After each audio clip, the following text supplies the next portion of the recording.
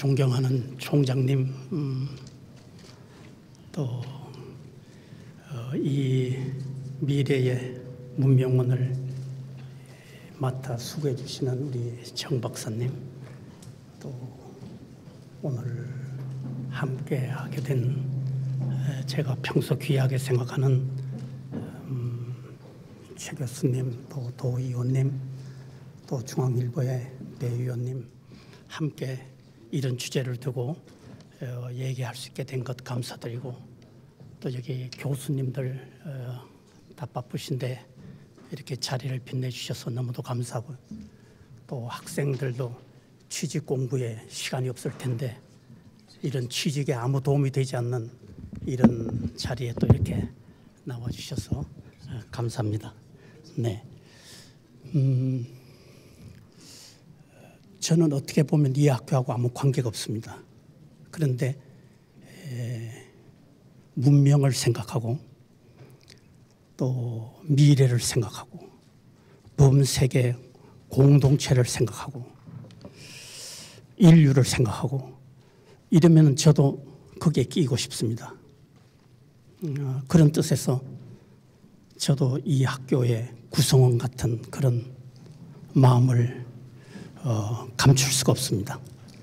그런 한 구성원의 한 사람으로 오늘 여러분들과 함께 제가 한 인물에 대해서 이렇게 생각하고 있다, 아주 조그마한 제 눈으로 본 것 말씀드리고, 그것이 우리 시민사회에 어떤 의미가 있을까, 그것도 수많은 얘기 가운데 제 한 조그마한 이야기를 여러분들과 나누고 싶습니다. 제가 우연히 하벨에 대해서 관심을 가진 것은 아닙니다. 제 조그만 공부하는 사람의 역사일 수도 있는데요. 이제 한 40년 이렇게 된 것 같습니다. 그때 제가 가르치던 대학에서 동유럽에 대한 연구를 하는 팀이 만들어졌습니다. 저는 동유럽을 전공한 사람이 아닙니다.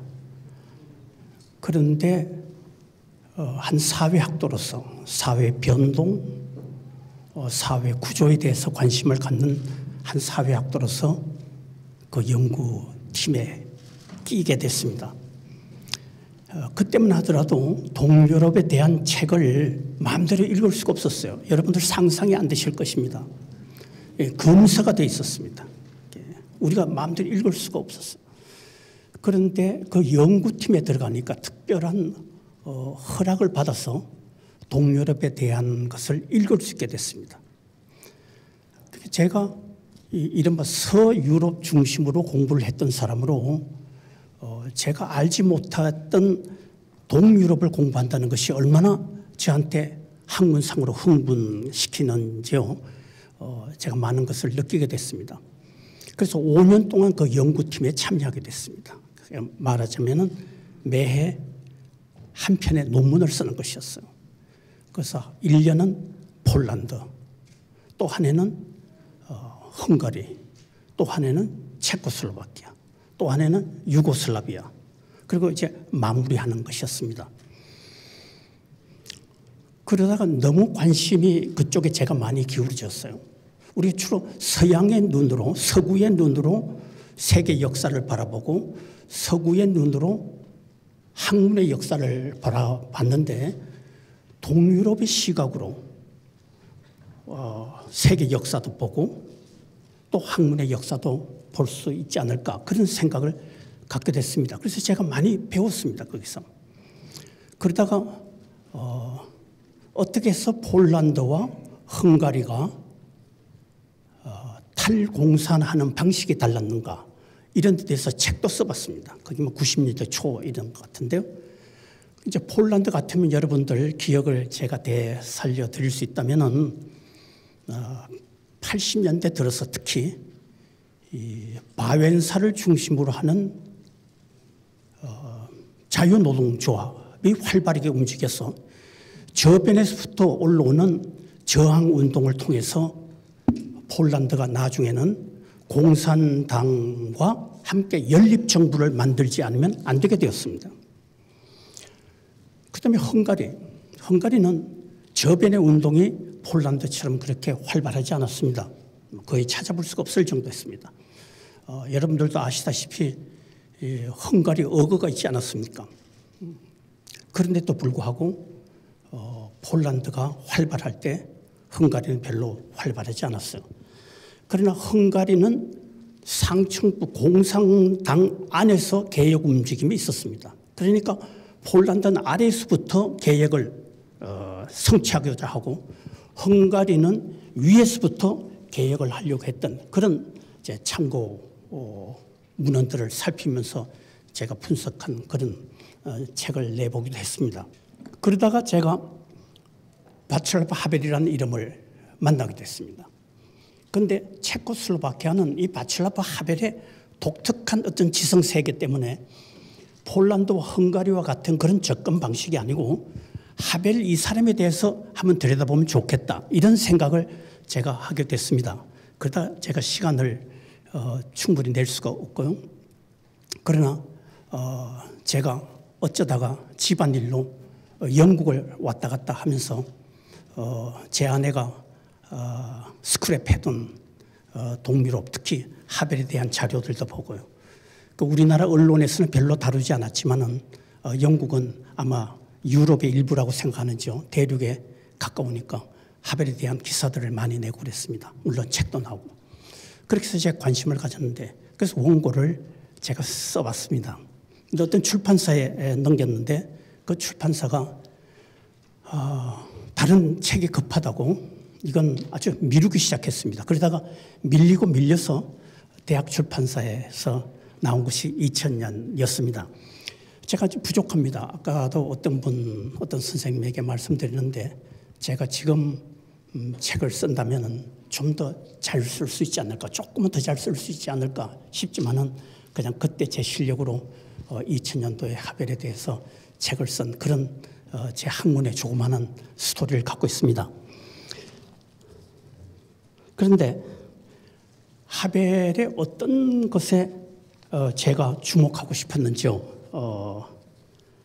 사람마다 다 다를 수 있을 것입니다. 어떤 점에서 하벨을 내가 이해해야 될 것인지. 하벨을 한두 마디로 규정하기 어려운 사람입니다. 위대한 생각을 하는 사람일수록에 한두 마디로 어떤 상자 속에 집어넣을 수는 없겠죠. 대단히 넓은 생각을 하고 있습니다. 이 사람은 부유한 집안에서 태어났습니다. 그러다가 공산화가 되기 때문에 집안 배경이 이유가 돼서 제대로 고등교육을 받지 못했습니다.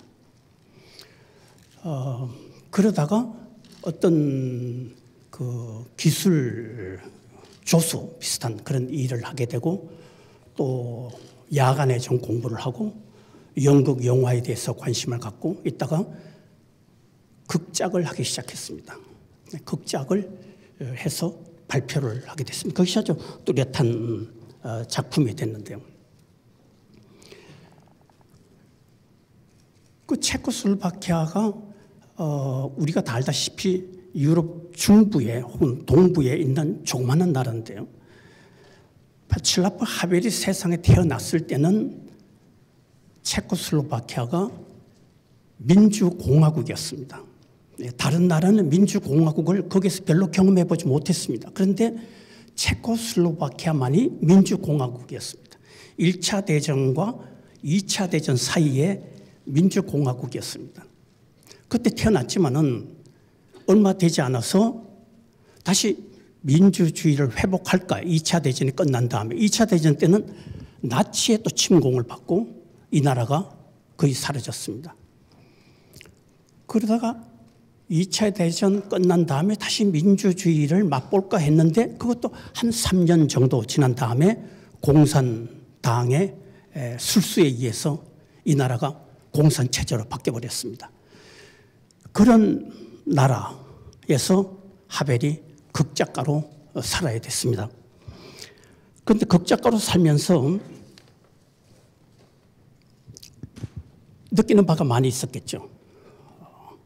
어떻게 자기의 생각을 자유스럽게 펼칠 수가 없는가. 이 체제 밑에서는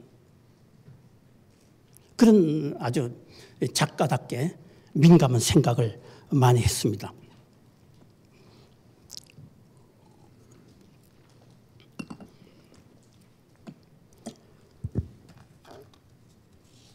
그러니까 이 사람은 자기의 마음속에 있는 생각을 담아두지 않고 발언할 수밖에 없지 않았겠습니까? 이 발언 자체가 이 저항이 되는 것입니다. 자기 마음속에 있는 생각을 밖으로 내는 그 자체가 공산체제에 대한 저항이고 반대고, 그래서 반체제 인사가 됐습니다. 자기 양심에 따라서 살려고 하는 그 자체가 반체제 인사가 되고 요시찰 인물의 리스트에 올라가게 그렇게 됐습니다. 물론 극작을 하고 싶었지만은 공산체제라고 하는 것이 극작을 할 때 작가 연맹에서 도와주느냐 안 도와주느냐 그것도 중요하지만은 무대에 올려놓을 수 있는 거 없는 거 하는 것도 제재를 받기 때문에 많은 제약을 받고 살 수밖에 없었습니다. 그래서 그럴 때에 바츠라프 하벨이 제가 생각할 때는 저 같은 사람한테는 아마 여러분들에게도 그러기를 바라지만은 행운이 될 수 있는 그런 계기를 맞게 됐습니다. 극작의 세계에 멈추지 않고 극작의 세계에서 벗어나서 정치에 대한 생각을 자기가 쓰기 시작했습니다. 자기가 아주 중요한 문제를 자기가 건드리지 않으면 안 되겠습니다. 그 가운데 하나가 1977년에 인권을 위해서 만든 일종의 시민단체라고 할 수 있는 지식인이 중심이 됐습니다만은 77 헌장이 있었죠. 1977년에 77 헌장이 있었는데 그 직후에 내놓은 아주 유명한 글이 있습니다. 힘없는 자의 힘, 힘없는 자의 힘. 힘 있는 자의 힘이 아니고 힘 없는 자의 힘. 여기 정치학 하시는 선생님들에게 저도 배우고 싶습니다만은 힘, 영어로는 파워 이러면은 이건 권력자의 소관인 것처럼 우리는 그렇게 많이 이해를 하게 됐습니다. 토마스 홉스 그러면은 이 상층부에 있는 이 권력자가 강압의 방식을 통해서 모든 국민들이 모든 시민들이 그 국가의 복종의 의무를 가지도록 만들지 않았습니까? 상층부 중심이었습니다. 제가 이해하기로. 그런데 힘없는 자의 힘은 상층부 중심이 아니고 아래로부터의 관심입니다. 힘없는 사람이 어떻게 힘을 낼 수 있는가? 이 사람이 꽤 긴 그 정치 에세이라고 할까요? 거기에서 한 인물을 설정하고 있습니다. 아주 극작가니까 얼마나 우리한테 설득력 있게 그 표현을 했겠습니까? 채소점 관리인, 그로스리의 관리인을 등장시킵니다. 그게 양파도 놔야 되고요. 붉은 무어도 그 상점에 진열을 해야 됩니다. 그러나 수시로 상부에서 지시를 내립니다. 지시 내리는 것 가운데 하나는 만국의 노동자여 단결하라 하는 휘장을 유리창에 걸어라 이렇게 명령을 합니다. 거기 이제 이 체제 속에서 살아온 사람이 쳇바퀴 돌아가듯이 때만 되면은 우리는 민주공화국인데 오늘 민방위 훈련을 했습니다. 2시가 되면 우리 꼼짝 못하고 이러는데 거기는 뭐 이런 걸 자꾸 내려보내는 모양입니다. 내려보내서 걸어라. 그러면은 이 관리인이 겁니다. 그런데 이것을 한 번, 두 번도 아니고 시시때때로 언제나 이렇게 명령 내리면은 이 사람이 만국의 노동자여 단결하라 하는 그런 현수막, 플래카드를 창문에 겁니다. 그런데 이 사람의 그 심리를 들여다보면은 이 사람의 마음속을 들여다보면은 만국의 노동자여 단결하라고 하는 그 이 어마어마한 선언에 대한 헌신의 마음이 없습니다. 거기에 대한 강렬한 열정, 믿음 이런 것도 갖고 있지 않습니다. 상부에서 지시하니까 그냥 자기는 그냥 기계의 한 부속품처럼 유리창에 내붙이는 것입니다. 그러니까 하벨이 우리한테 얘기해 주는 대로 마음속에 있는 이 관리인, 채소점 관리인의 마음과 실제 자기의 행동은 아주 엄청난 거리가 있습니다. 자기는 지금 믿지도 않는데요. 만국의 노동자여 단결하라. 믿지도 않는데 상부의 지시라는 이유 하나 때문에 아주 순종하는 그런 인민으로 살아가고 있습니다.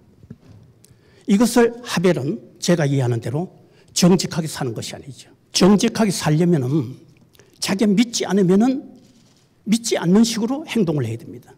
마음속에는 만국의 노동자여 단결하라 하는 것을 믿지 않으면서 상부의 지시 때문에 자기가 타율에 의해서 플라카드를 붙이는 거예요. 포스터를 붙이는 거짓된 삶이다. 이 사람 표현으로 거짓 안에서 사는 것이다. 그럼 대답은 뭐겠습니까? 진리 안에서 사는 것입니다. 진리 안에서 사는 것은 순수한 자기를 드러내는 삶입니다. 어떤 체제에 의해서 찌그러진 자기가 아니고요. 순수한 자기. 만일 공산체제에서 모든 채소 가게점 관리인들이 상부에서 지시하는 만국의 노동자여 단결하라고 하는 포스터를 붙이지 않았다면 어떻게 되겠습니까? 아마 그 체제에 굉장한 혼란이 일어났을 거예요. 이것이 사실은 힘없는 사람이 갖고 있는 힘이죠. 근데 그걸 행사하고 있지 않습니다. 왜냐하면 우리는 거짓 속에서 살고 있고 거짓 속에서 살고 있는 것이 편하기 때문에 상부에서 지시하는 대로 살기만 하면 먹고 사는 데는 별로 문제가 없습니다. 공산당이 일주일에 돼지고기는 몇 그램, 뭐 그거 먹으면 되는 것이고, 또 일주일에 예를 들어 빵은 얼마, 그거 받아 먹으면 다 되는 것입니다. 그 공연이 자기 마음속에 양심, 진리 이런 것 때문에 먹고 사는 문제까지 그렇게 희생을 당할 필요가 있는가? 이런 계산 때문에 전부 정직하게 살지 않고요. 거짓되게 사는 것입니다. 자기 안에 진리, 진실이 있음에도 불구하고 그것을 억누르고 거짓된 방식으로 살고 있습니다. 그리고는 그것을 자기가 정당화합니다. 현실이라는 것은 진리를 위해서 살 수가 없다. 이렇게 사는 것이 현실이다. 먹고 살아야 된다. 전부 다 자기를 정당화하면서 그 체제의 부속품이 되고 그 체제를 지탱시키고 있습니다. 하벨은 이 점에 주목했습니다. 이 체제라고 하는 것이 절대 진리의 체제가 아니지 않습니까? 인간들이 만들어 놓은 체제 아닙니까? 그런데 어떻게 인간들이 만들어 놓은 그 체제에 절대 복종하면서 살아야 되는가? 인간들이 만들어 놓은 그 체제가 한계가 있을 터인데 왜 질문하지 못하는가? 거기서 하벨은 진리 안에서 살아야 된다는 그런 생각을 주장하기 시작합니다. 진리 안에서 살아야 된다. 이건 배고프더라도 진리 안에서 사는 것이 동물과 구별되는 인간다움이죠. 동물과 구별되는 인간다움. 다른 사람들은 그것이 현실감이 없다고 얘기할 때 하벨은 이것이야말로 현실을 넘어서는 진리를 향한 삶의 삶다움이다. 그렇게 표현하는 것 같아요. 그러니까 여기서 참과 거짓의 문제, 진리와 허위의 문제, 이 허위, 거짓을 강조하는 것은 공산체제의 말로 어떤 체제보다도 가장 아름답고 가장 과학스러운 그런 체제라고 주장을 하죠. 그래서 여기서 우리가 또 배울 수 있는 것은 인간들이 만들어 놓은 이 체제를 넘어설 수 있는 어떤 가능성을 우리가 다 깔아뭉개고 사는 것입니다. 자기가 생각하는 것. 도스토옙스키가 그랬다고 하죠. 만일 신이 없다면 도스토옙스키가 신하고 이렇게 결투하면서 산 사람 아닙니까? 없다면 마지막 남은 것은 자기를 신으로 만드는 것이죠. 자기를. 신이 없다면 인간이 신이 되는 것이죠. 공산체제를 절대화시키는 것이죠. 인간이 만든 인간의 작품. 그것이 한계가 있다. 그것이 문제가 있다 하는 생각을 하지 못하게 만드는 것이죠. 이것이 공산체제의 교리이자 과학인 것입니다. 우리가 또 학교에서 다 배우지 않습니까? 이 공산주의는 지난번에 있었던 수많은 사회주의와 달리 과학사회주의다. 과학이라는 이름으로 질문하지 못하게 하는 것이죠. 과학은 언제나 정답을 갖고 있기 때문에. 이게 공산체제. 그런데 하벨은 공산체제만 얘기하고 있지 않습니다. 공산체제만. 이른바 자유진영이라고 하고요. 자본주의 사회라고 하는 이 사회는 어떤가? 우리는 진리 안에서 살고 있는가? 정말 진실 속에서 살고 있는가? 아니면은 먹고 사는 것이 다급하기 때문에 진리는 일단 접어두고 살자. 이것이 현실이다. 이런 생각으로 살고 있는가? 자유진영은 거짓이 없는가? 여기는 허위의 체제가 아닌가? 이게 하벨로 하여금 단순히 공산체제의 반체제 인사가 아니라 오늘의 문명에 대해서 발언하는 범세계의 인물이다. 이렇게 볼 수 있지 않을까 싶습니다.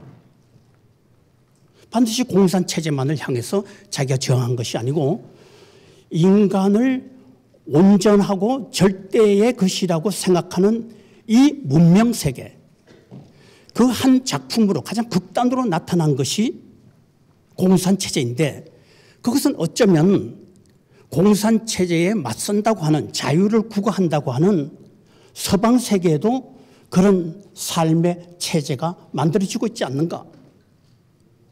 자기들이 절대라고 생각하고. 그게 뭐겠습니까? 우리식으로 생각한다면 그게 뭐겠습니까? 먹고 잘 사는, 좀 더 그럴듯한 얘기를 하면 소비죠, 소비. 모든 것을 소비하는 그런 것을 하벨이 우리한테 얘기했습니다. 물론 제가 어떤 글에서 썼습니다만은 캐톨릭 신자이면서 막시스트인 영국의 문학 이론가 이글턴 같으면은 하벨의 공산체제를 동의하지 않을 가능성이 있습니다. 물론 하벨의 공산체제는 동의한다 하더라도 하벨의 막스주의의 해석에 대해서는 동의 안 할 수 있습니다. 하벨은 막스조차도 인간 중심이고 인간을 절대화하고 있다는 데 문제가 있다, 이렇게 볼 것이기 때문에. 그런데 이글턴 같으면은 캐톨릭 신자이면서 막스주의를 놓치고 싶지 않은 이 마음가짐으로 막스는 구약의 예언자를 높이 보는 마음가짐을 갖고 있었다, 이렇게 풀이할 가능성이 있습니다. 그러나 하벨이 경험한 그 당시의 공산체제는 막스 이후에 레닌을 거쳐서, 스탈린을 거쳐서 체제화된 아주 독종의 사회주의 체제라고 할 수 있습니다. 그런데 이것으로 그 당시에 사회주의 체제를 충분히 얘기할 수 없는 것은, 사회주의 체제가 제일 처음에 만들어졌을 때는 어떤 체제도 마찬가지지만 아주 열광하는 체제를 만듭니다. 그러나 점차 열광을 유지할 수 없기 때문에 열광의 단계를 제도화시켜야 됩니다. 그걸 좀 더 부정의 뜻으로 얘기하면 관료제화된 체제를 만들 수밖에 없습니다. 그래서 무슨 대강당에 혹은 엄청난 광장에 수백만 명을 이렇게 사열시키는 그런 식의 초기의 전체주의 국가가 아니죠. 이제는 그런 것은 사라지고 일상 삶을 통해서 개인을 다스리는, 지배하는, 예속시키는, 그로스리 집 그 가게의 관리인처럼 쳇바퀴 돌아가듯이 사는 것. 먹여 살려줄 테니까 그 대신 군소리 하지 말아라. 이게 현실이다. 이건 초기에 열정과 분노에 가득 찼던 그런 체제와는 다릅니다. 아주 평온하고, 어떻게 보면요, 먹고 사는 거 해결해 주고, 교육도 어느 만큼 해결해 주고.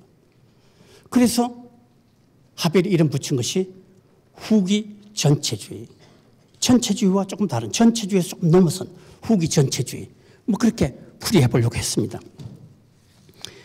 이 후기 전체주의의 특성이라는 것이 반드시 공산체제에만 갇혀 있는 것이 아니고, 그것은 이른바 자유주의, 사회주의가 아닌 자본주의 국가에도 나타나고 있다. 이렇게 보았다는 점에서 우리 같은 사람이 하벨을 주목하게 되는 것입니다.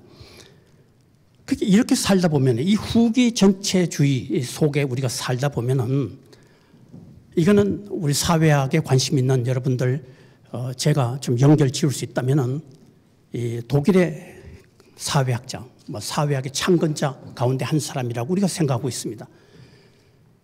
그 사람이 엄청난 연구 업적을 남겼습니다. 여러분들 기억을 또 되살리기 위해서 중요한 논쟁거리가 되는 주제 하나는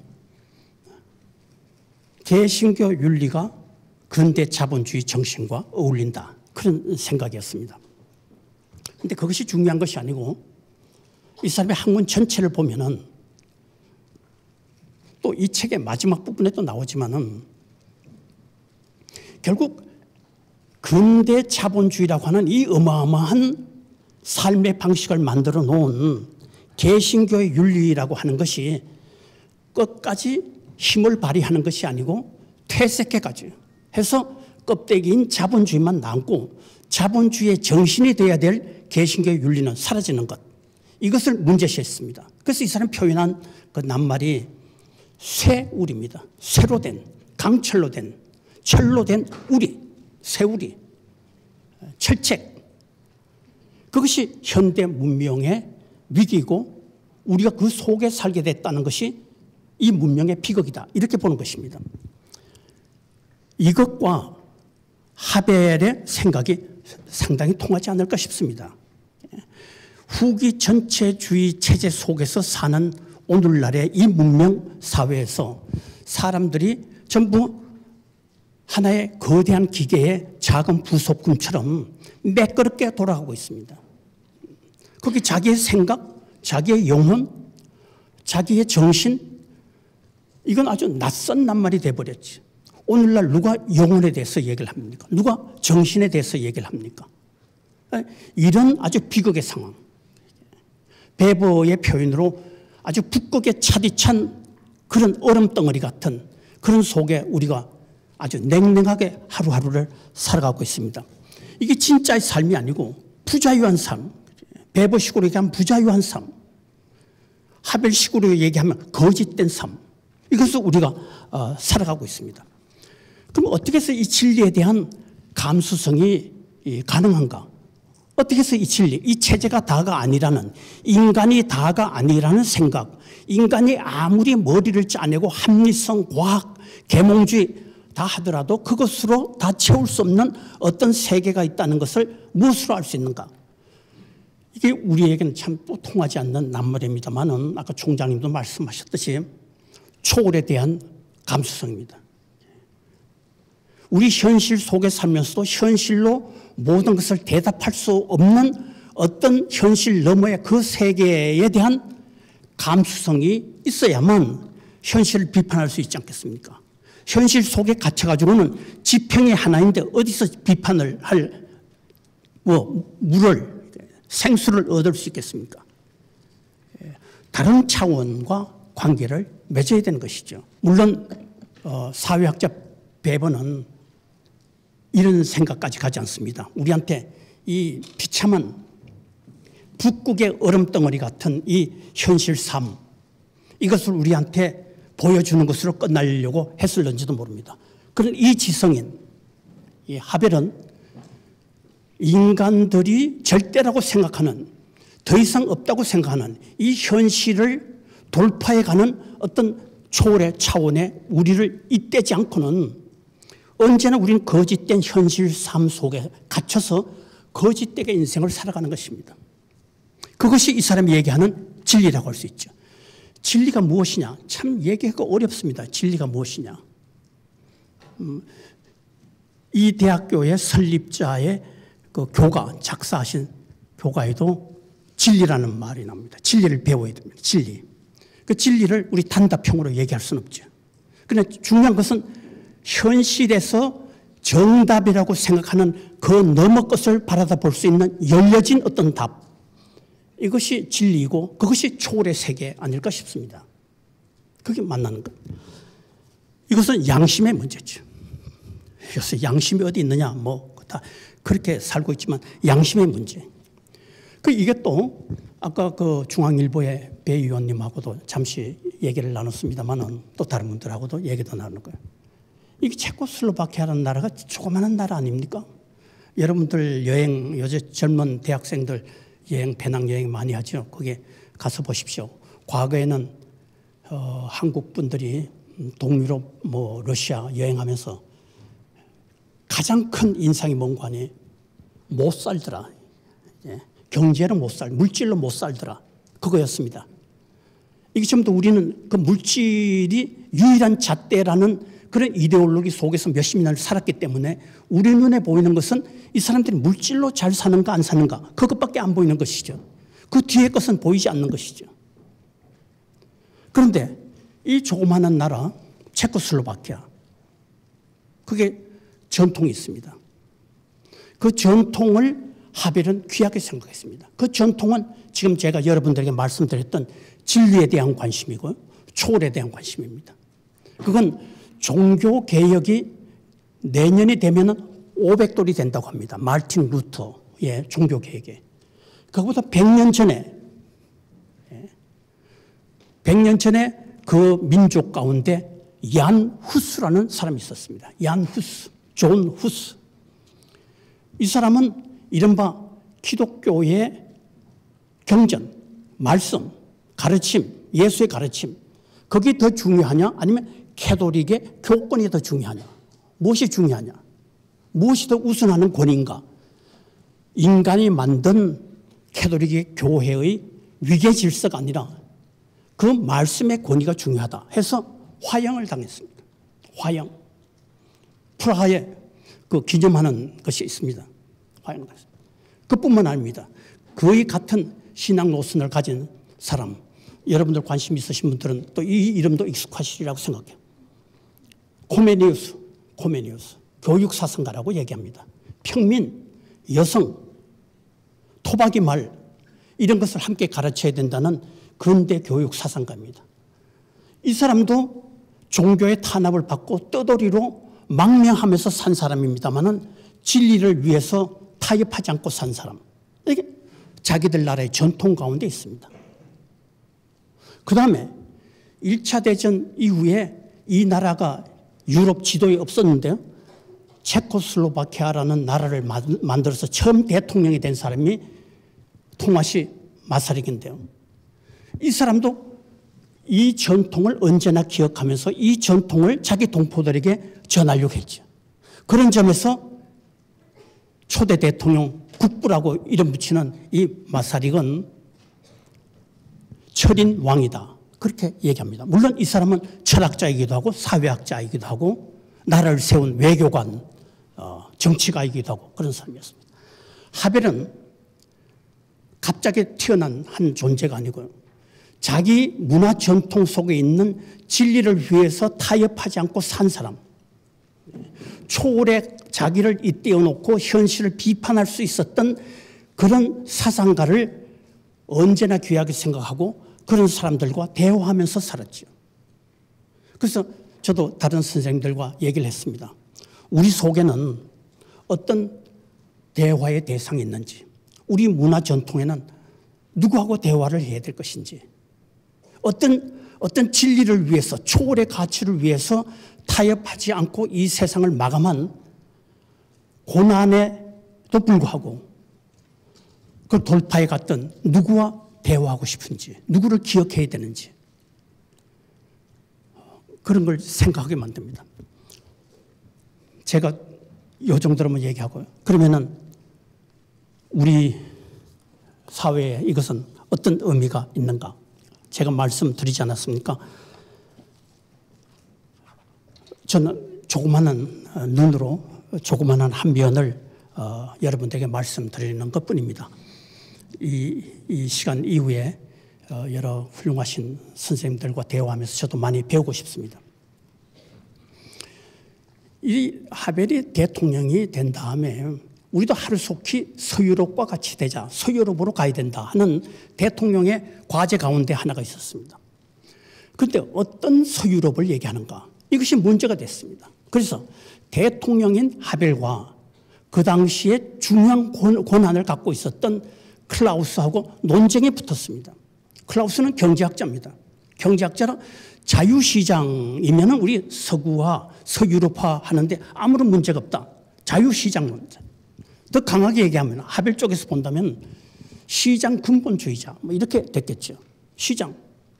전부 합리스럽게 물건을 교환하듯이 살아가면은 이 사회는 탈공산하는데 아무 문제가 없다. 이렇게 봤을 것입니다.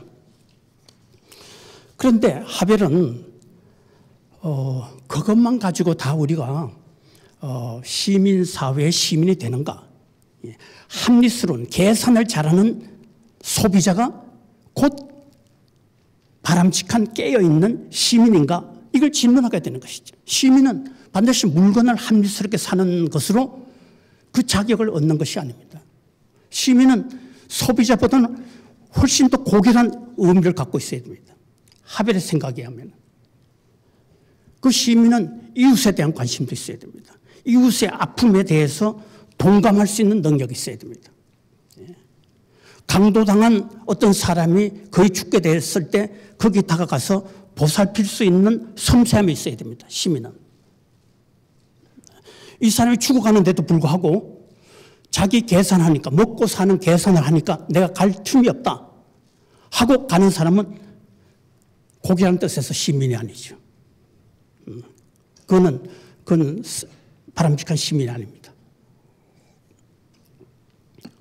그래서 제가 또 이것도 풀이를 해봅니다. 여기 윤홍근 교수가 이 아담 스미스에 대해서 사회학도로서 관심을 많이 갖고 계신데요. 그분하고 저도 글도 같이 쓴 적이 있습니다. 제 이제 해석입니다. 클라우스는 1776년에 아담 스미스가 쓴 국부론에 기댄 사람이라고 할 수 있습니다. 그런데 하벨은 이 국부론의 생각에 멈춘 것이 아니고 그것보다 더 앞서 나온 17년 전에 나온 1759년에 나온 도덕감정론이라는 아담 스미스의 책이 있습니다. 물론 아담 스미스는 그때 글라스고 대학에서 가르칠 때 경제학 교수가 아니었습니다. 자기 가르친 것이 근대 경제학이 됐죠. 거기서 가르친 것은 도덕 철학이었습니다. 수사, 도덕 철학. 그래서 도덕 감정, 우리가 이웃에 대한 어떤 감정을 느끼고 사는가, 거기에 대한 이론을 아담 스미스가 내놨습니다. 우리의 공부라는 것은, 적어도 제 고등학교 때까지의 공부라는 것은 뭐 제가 자주 이런 얘기를 합니다만은 A 칼럼과 B 칼럼 사이에 관계되는 것을 줄을 그어라 하면은 이거 줄 잘 그으면 100점이고요. 줄 못 그으면 빵점이고 이런 겁니다. 아주 단답형, 피 이상의 지식. 이것을 잘하느냐 못하느냐에 따라서 우리 사회에서 머리가 좋고 나쁘다 참 치산 사회가 되고 있습니다. 줄 요거 그어가지고. 그래서 우리 그때 줄 그은 것이 함렛 하면은 창백한 지식인 줄 딱 끄면은 이게 점수가 나오는 것입니다. 이 창백한 지식인이 뭔지도 모르고요. 함렛 읽어본 적도 없고. 그다음 줄 긋는 거. 아담 스미스, 뭐 국부론, 또 만점입니다. 그때 국부론은 쓴 것이 아니죠. 도덕감정론을 썼습니다. 이웃에 대해서 공감할 수 있는, 동감할 수 있는 능력이 어떻게 생기고 어떤 과정을 통해서 그것이 순화되는 것인가. 이게 아담 스미스의 도덕감정론입니다. 그런데 클라우스의 이 경제학자는 아담 스미스의 국부론에 빠져 있었고요. 하벨은 제가 생각할 때 물론 자유시장도 중요하지만은 자유시장의 논리로 우리가 우리의 미래 사회를 설계할 수는 없다. 디자인할 수는 없다. 이것은 이웃에 대한 관심, 공감할 수 있는 능력을 가진 시민의 사회. 이것을 만들어야 된다. 그런 점에서 아담 스미스의 국부론뿐만 아니고 도덕감정론도 마음에 새기지 않았을까. 그렇게 생각을 합니다. 제가 여기서 말씀드렸듯이 이런 문제는 탈공산화된 그 사회의 문제가 아니고 우리 사회에도 주는 메시지가 있지 않을까 싶어요. 우리가 시민사회라고 얘기합니다. 여기 선생님들 가운데 또 학생들 가운데 여기에 대한 연구가 많으신 분들이 계시라고 생각해요. 저도 제 나름으로 이런 데 대해서 들여다봤습니다. 제가 이제 나이가 들었기 때문에요. 제가 그냥 기억하는 대로는 최 선생님 어떠신지 모르겠는데 우리가 80년대 한 중반까지는 민중이라는 말을 많이 쓴 것 같아요. 민중. 그러다가 시민이란 말이 막 유행하기 시작했습니다. 이 시민이 어디서 갑자기 왔는가? 또 제가 좁은 식견으로 찾아보니까 1960년 이른바 4.19 혁명 때 어떤 분들은 시민혁명이라는 말을 썼습니다. 그때 시민. 제가 또 생각해놓은, 물론 저는 4.19라는 표현이 그렇게 좋다고 생각하지 않습니다. 너무 한날로 지정했다는 것이 문제가 있을 것 같아요. 저는 1960년 봄혁명 이렇게 얘기하고 싶습니다. 그래야 마산에서 죽은 고등학생도 기억할 수 있고 대구의 고등학생들이 데모한 것도 기억할 수 있고 그러면 좀 좋을 것 같은데 하여간 헌법에도 4.19 이렇게 되어 있습니다. 저는 1960년 봄혁명 그것이 어떻게 가능한가? 여기에 대해서 뭐 정책하시는 분 여러분들이 여러 이론이 있으시리라고 생각해요. 그 가운데 저는 이런 생각이면 어떨까 싶어요. 우리 시민에 대한 생각을 우리도 배웠습니다. 제가 나이가 많으니까요. 저는 이승만 정권에서 민주주의를 배웠습니다. 민주주의를. 그 이승만은 어떤 사람인가? 독재자로 마감했습니다. 그런데 젊은 이승만은 이른바 운동권, 근대 운동권의 선두주자였습니다. 배제학당, 독립협회, 서재필한테 배우고는 근대에 토론하는 방식도 배우고요. 그게 리더도 돼보고. 그래서 종신형도 받아보고요. 그래서 감옥에서 1904년에 독립종신 책도 써보고요. 그 민주주의라는 것을 아는 사람이었습니다. 얼만큼 충분히 알고 얼마나 내면화시켰는가 하는 것은 또 다른 문제지만 그 사람이 당군 이후에 처음으로 민주주의를 공식 교육을 통해서 우리한테 가르쳤습니다. 그래서 그 공식 교육에서 민주주의는 이런 것이다. 시민은 이런 것이다. 우리가 배웠습니다. 이승만 정권에서 배운 민주주의 정신, 시민의 정신으로 우리를 가르쳐준 이승만을 타도했습니다. 이게 1960년 봄혁명의 한 풀이가 될 수 있지 않을까 싶어요. 그런데 우리가 다 알다시피 한말의 서재필을 중심으로 해서 전부 한글로 신문을 찍어내서 모든 사람이 노소, 남녀, 뭐 귀천할 것 없이 다 읽을 수 있게 독립신문을 박아냈습니다. 그때 국문으로 다 박아냈습니다. 그러다가 안팎의 압력에 의해서 문을 닫았습니다. 그리고 일제 강탈기를 맞았습니다. 그리고 해방이 됐습니다. 해방이 돼서 12년 만에 우리의 남북 전쟁이 있었습니다. 남북전. 근데 그때 배운 민주주의, 시민에 대한 생각이 지금부터 55년, 꼭 55년 전, 오늘 55년 전 맞습니까? 군사 쿠데타에 의해서 막을 내렸습니다. 이제 못 배웠어요. 그런데 시민이라 민주주의란 그때는 시민이라는 말보다는 물론 한말에는 백성이라고 했겠죠. 노예가 아닌 백성, 백성다운 백성. 이게 독립신문 사설의 얘기입니다. 그런 것이 이어가지 못하고 단절이 되다가 광복 이후에 우리가 학교 교육을 통해서 민주주의, 시민 이런 것을 배웠죠. 그러다가 군사 쿠데타 이후에 또 단절이 됐습니다. 그때 4.19, 1960년 봄혁명 때 시민혁명이라는 시민이라는 말이 나오는데 그 이후에는 민중이라는 말이 득세하기 시작합니다.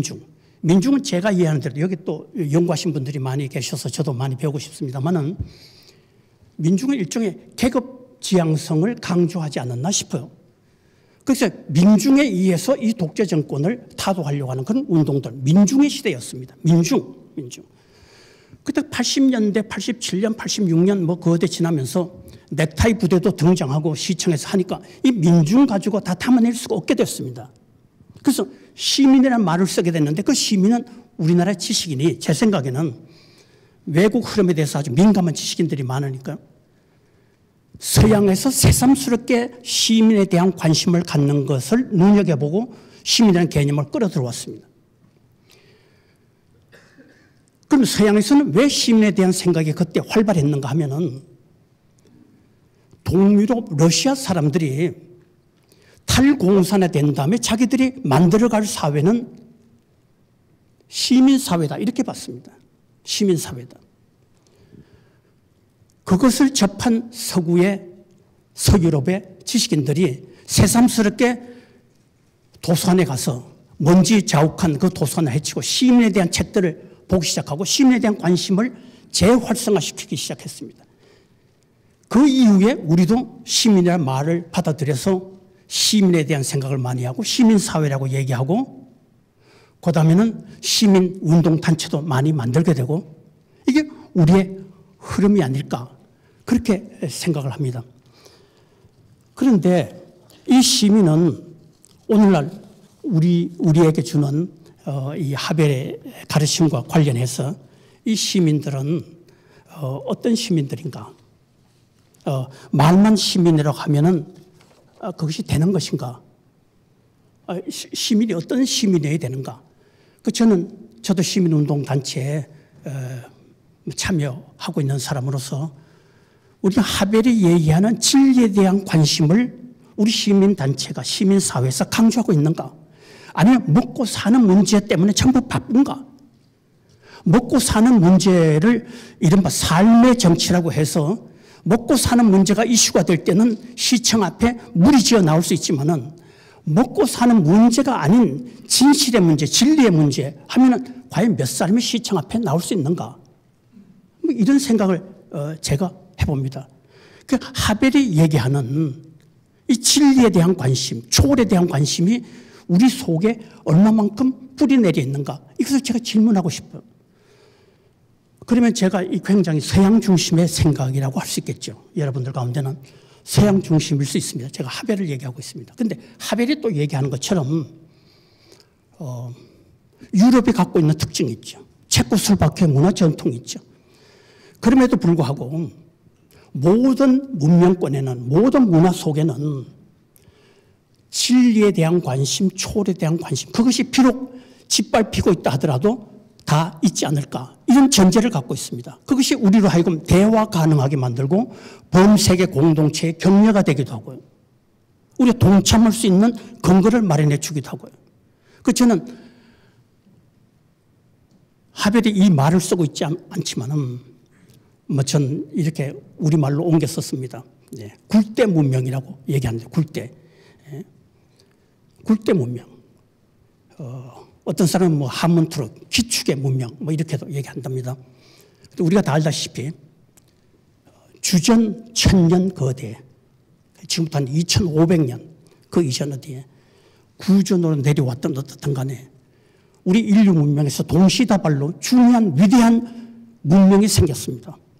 유교, 불교, 그다음에 구약의 전통, 히랍의 전통 이게 다 위대한 것이죠. 지금도 우리의 문명이 그때 만들어진 문명의 축에 따라서 굴대에 실려서 지금도 우리의 문명이 굴러간다고 할 수 있죠. 그런 뜻에서 굴대 문명, 바퀴와 바퀴를 이어주는 대.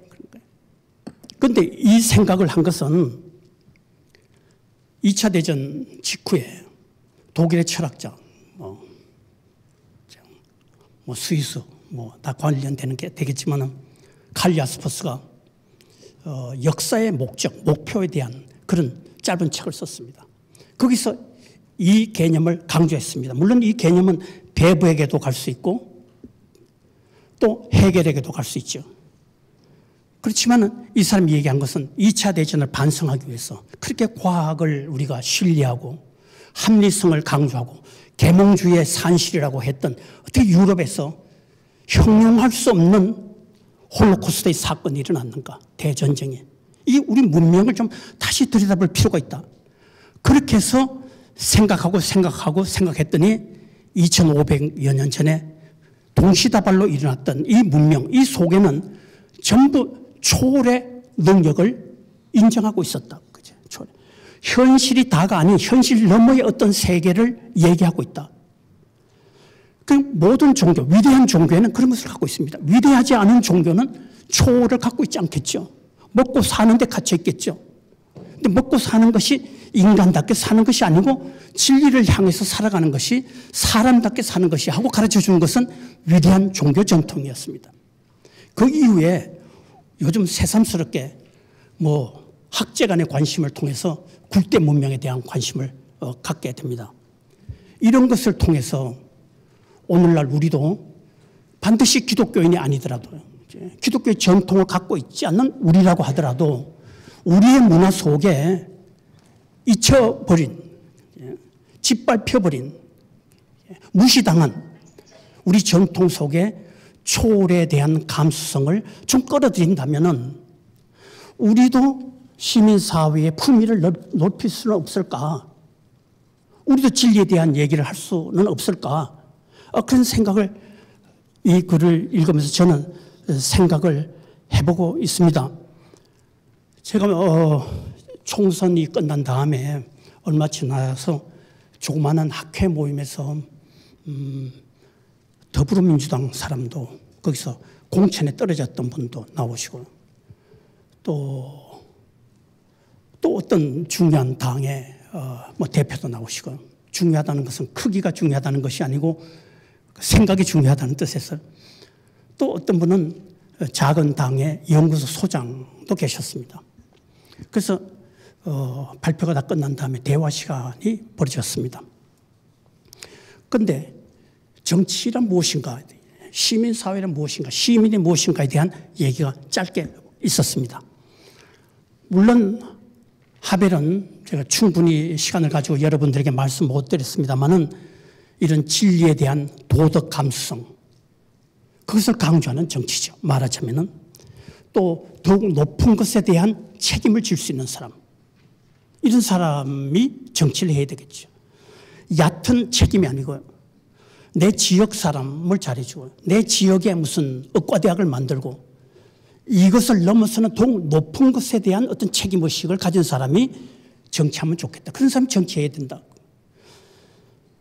이게 시민사회에서 맡아야 될 거라고 저는 생각해요. 왜냐하면 정치하는 사람에게 여기 도의원은 좀 예외가 아닐까 저는 이렇게 생각하는데 앞으로 좀 어떠실지요? 정치하는 사람은 어떻습니까? 재선하려면 표를 생각해야 됩니다. 표를 생각하면 이 유권자는 어떤 유권자입니까? 지금 제가 말씀드린 그런 유권자가 아닐 거예요, 아마. 먹고 사는 것이 유일한 삶의 목표처럼 생각하는 사람들이 주종을 이룰 수도 있습니다. 그 사람들에게 표를 얻으려면 그 사람들한테 아부를 해야 됩니다. 표를 가져와야 되니까. 그러니까 이 정치가가 주장해야 되는 것은 진리와는 무관한 것입니다. 거짓된 삶을 강화시켜야만 재선이 가능한 것이지. 그런데 하벨이 얘기하는 이런 정치는 그런 것이 아니지 않습니까? 단순히 소비자도 아니고요. 이 소비 행위, 경제 행위, 거래 행위를 밑에서 떠받쳐주는 들이캠식으로 하면은 계약이 아닌 비계약의 요소가 있어야만 계약이 제대로 성립되고 굴러갈 수 있지 않겠습니까? 그런 것을 하벨이 얘기하는 것이죠. 우리 시민. 그래서 다시 선거 끝난 다음에 그 대화 시간에서 저도 좀 대화하고자 했습니다. 그 세 분에게 물어봤습니다. 우리 정치가 내가 잘 아는지 모르는지 모르지만 나 같은 시민에게 들어오는 것은 정치에서 새 피를 담겠다고 합니다. 또 어떤 당의 위기를 맞으면 어떤 사람을 모셔옵니다. 그런데 그 사람이 새로운 피인가? 모셔오는 사람이 그 사람 진리에 대해서 발언할 수 있는 사람인가? 그 사람이 초월에 대한 관심을 갖고 있는 사람인가? 별로 그렇게 잘 보이지가 않아요. 오는 사람 보면 주로 말을 그럴듯하게 해서 책사라고 합니다. 책사. 책사는 전략가입니다. 우리 정치판은 바둑판 가지고 비유하고 바둑판, 장기 바둑, 병법, 술수꾼. 제가 그런 질문을 하니까 그쪽에 패널로 나오셨던 분이 선생님, 정치판은 진흙탕입니다. 진흙탕. 이걸 인정하고 진흙탕에 들어오셔야 됩니다. 이렇게 얘기를 했습니다. 제 기억이 맞다면은. 근데 저는 진흙탕이라는 것을 모르는 바가 아닙니다. 그런데 정치가 진흙탕으로 끝까지 가야 될 것인가에 대해서는 질문하고 싶어요. 언제까지 우리 정치가 진흙탕이 되어야 되는가? 시민들이 이 시민사회에서 정치를 진흙탕으로 그대로 남겨둬야 되는가? 하벨이 얘기하는 진리에 대한 관심을 갖는 초월 감성을 가진 정치인들이 단숨에 다음 총선에, 다음 대선에 당선되리라는 보장이 없습니다. 그럼 어떻게 해야 되겠습니까? 정치인 진흙탕이다. 우린 뒤로 물러서서 낚시나 해야 되겠습니까? 고기잡이만 떠나야 되겠습니까? 팔짱 끼고. 우리 정치에 대해서 관심을 가져야죠. 이게 책임 있는 시민이죠. 시민사회 구성원은 정치에 관심을 가져야 됩니다. 그러나 그 정치의 관심은 4년마다 오는 그저 잠깐 동안의 선거철 그것만 가지고서는 안 됩니다. 정치꾼들이 무슨 짓을 하는지 우리가 관찰해야 됩니다. 5년에 한 번씩 대통령 그때만 번쩍 흥분하고 실망하고 그것이 시민의 도리가 아니죠. 시민은 진흙탕이라는 것을 알고 물론 국회 속에서 훌륭한 분들이 진흙탕을 개선하길 바랍니다만은 그분들에게만 맡기지 말고 우리 시민사회가 진흙탕의 정치판을 바꿔야 됩니다. 진흙탕이 되지 않게 해야 됩니다. 그래서 거기에 다양한 도덕 관심을 가진 사람들이 들어갈 수 있어야 됩니다. 꿈만 들어가서는 안 되는 것이 정치판에는 정치 꿈만 들어와야 된다. 술수 꿈만 들어와야 된다. 거짓말도 당연하게 생각하고 진리에 대한 관심 없는 사람 그런 사람이 정치를 해야 된다. 그게 아니고 시민사회와 정치인들 사이에 문턱을 낮추려면 함께 공유하는 것이 있어야 됩니다. 함께 만나는 것이 있어야 됩니다. 그래서 저는 책략의 정치라는 지평에 도덕 관심을 갖는 진리에 대한 관심, 초월에 대한 관심을 갖는 또 다른 지평이 교차하는 그런 사회를 우리가 만들어야 되지 않을까? 그것이 시민사회가 감당할 수 있으면 어떨까? 우리는 불가능한가? 우리는 능력이 없는가? 언제나 죽치고 뒤로 물러서야 되는가? 이런 생각을 저는 하고 있습니다. 오늘 많이 배우고 싶습니다. 여러분들한테. 고맙습니다. 네, 지금까지 정말 유익한 강의를 해주신 우리 박윤신 교수님께 다시 한번 힘찬 박수 부탁드리겠습니다.